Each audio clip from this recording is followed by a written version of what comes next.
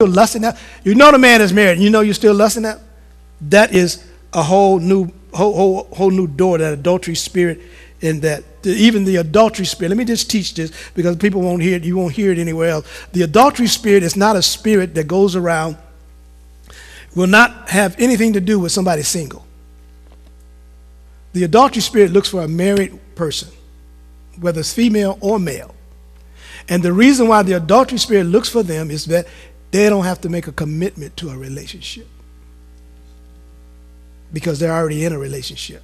So I can have my cake and ice cream too, and not have to worry about paying her bills, taking care of her children. Or I can afford to take her to a restaurant because I'm not paying the mortgage, I ain't paying the school fees, I ain't paying none of that. So that's fine. I can handle that. That's how I'm telling you. This is how the spirit of adultery. It doesn't look for single women. You don't want no single woman. Single women got issues. They female. They want too much. Amen. I don't want no. That's how that adultery spirit operates. It's a lust spirit. It's seduction and lust, and it comes. It looks for people, women that are vulnerable in their relationship with their husbands, and it destroys them. Epithumia, the lust for that which is forbidden. There's a curse on the sheet back there called the curse of cruelty and anger. This came out of rape and out of lust. Jacob cursed his sons because of what happened. Dinah was his daughter, and Shechem was a prince in the land, and he was not of Israelites, and he wanted to marry her, but he raped her. And because he raped her, her brothers went in and said, okay, we'll let you marry her, but you got to be circumcised first. And the whole village of men were circumcised. And while they were circumcised, when you're circumcised, you can't move, buddy. You in trouble. And they killed them all. They wiped them all out. They're all laying in the bed, moaning and groaning, and they came in and stabbed them all because, so Jacob cursed his sons. He said, cursed are you for the cruelty and anger you showed against the men of Shechem. So here in the story of David's daughter, 2 Samuel chapter 13, verse 12, she's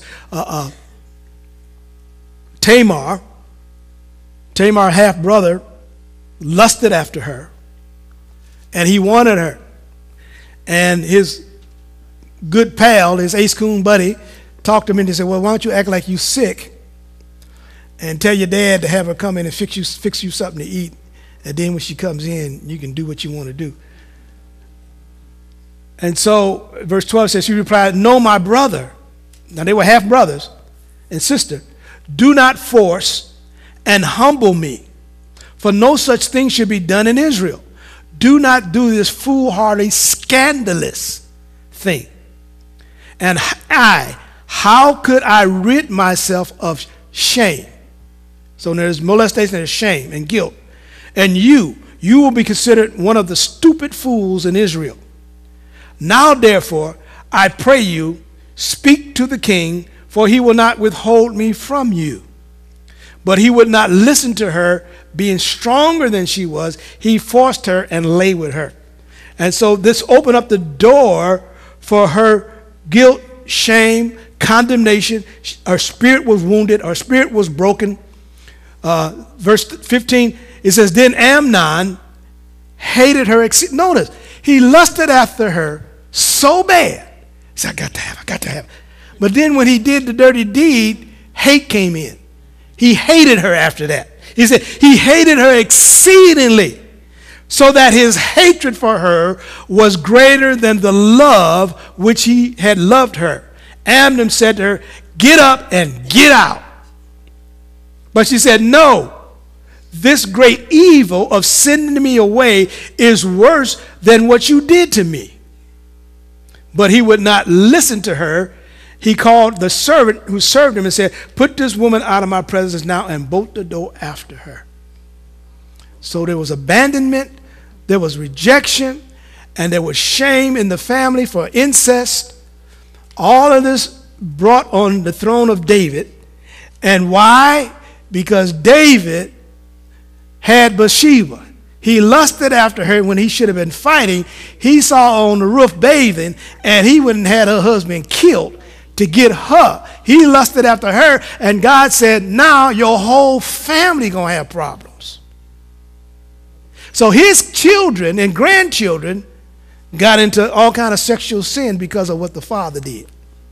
The generational curse comes down to generations. So that's why I tell people, don't just think because you're doing it, you ain't hurting nobody. You're hurting your children's children, because the spirits have a right to attack your children and do the same thing. That's why I say you see young women that have children out of wedlock. They're 14 years old and have babies.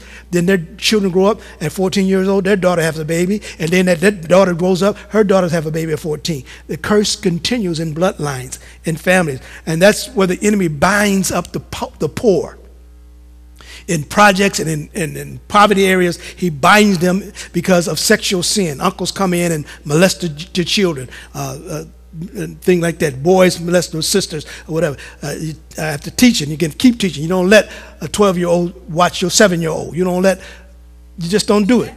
You don't do it. You don't let boys watch over girls. You take the girl with you. You don't let boys watch over boys, really, because they ain't responsible in the first place.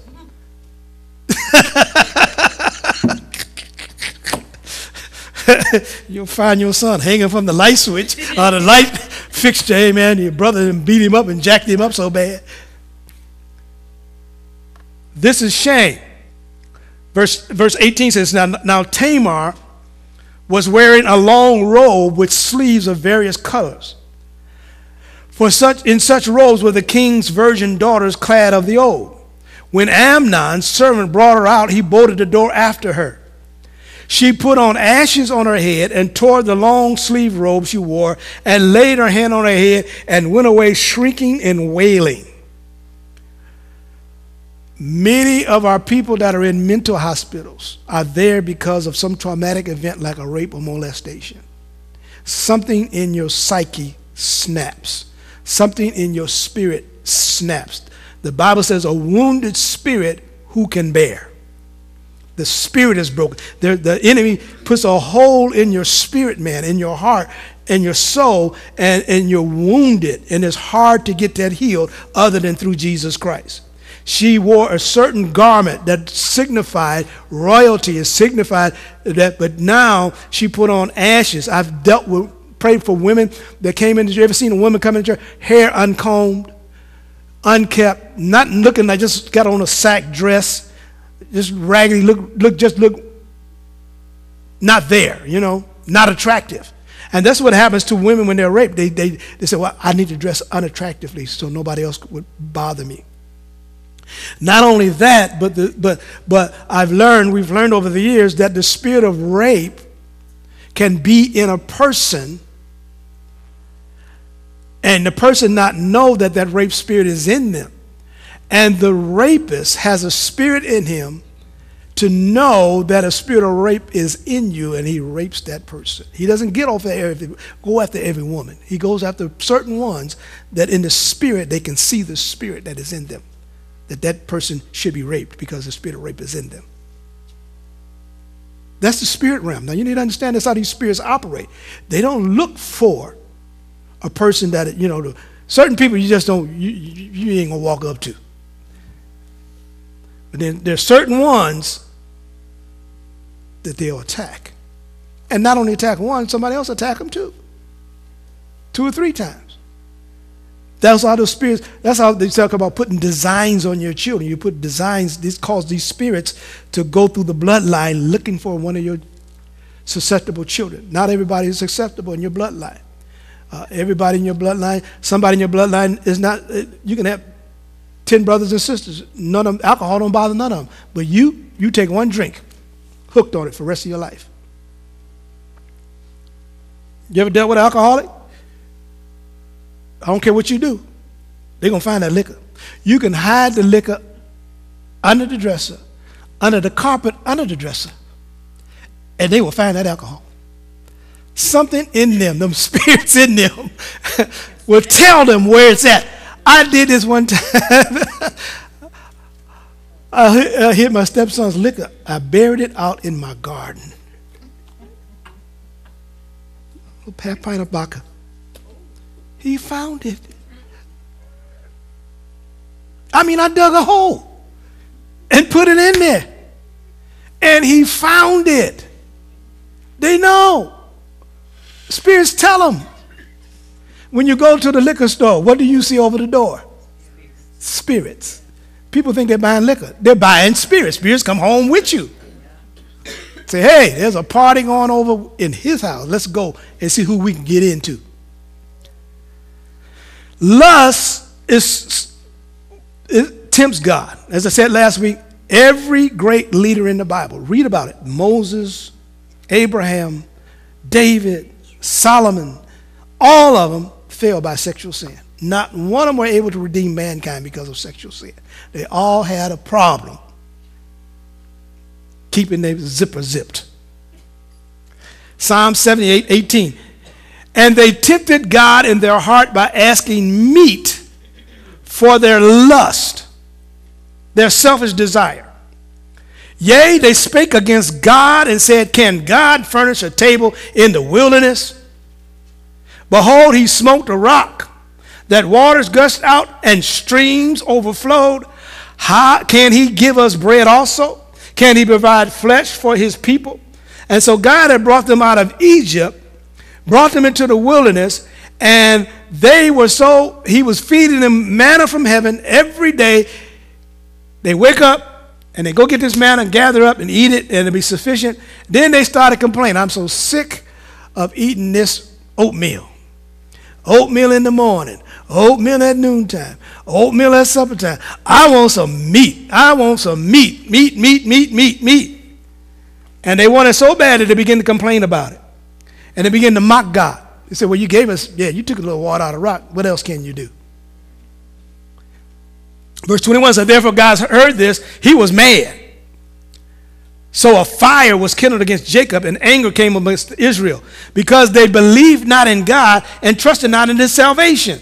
Though he had commanded the clouds from above and opened the doors of heaven, he had rained down a manna from them to eat and given them the corn of the heaven. A man did eat angels' food. He sent them meat to the full, and he caused the east wind to blow in heaven, and by his power he brought in the south wind. He rained flesh also upon them as dust, and feathered fowls as the sand of the sea. Now that's got to be awesome to cause the wind to blow and bring a bunch of birds from somewhere, nowhere, out of nowhere to a specific spot and drop these birds right in their camp. That's awesome.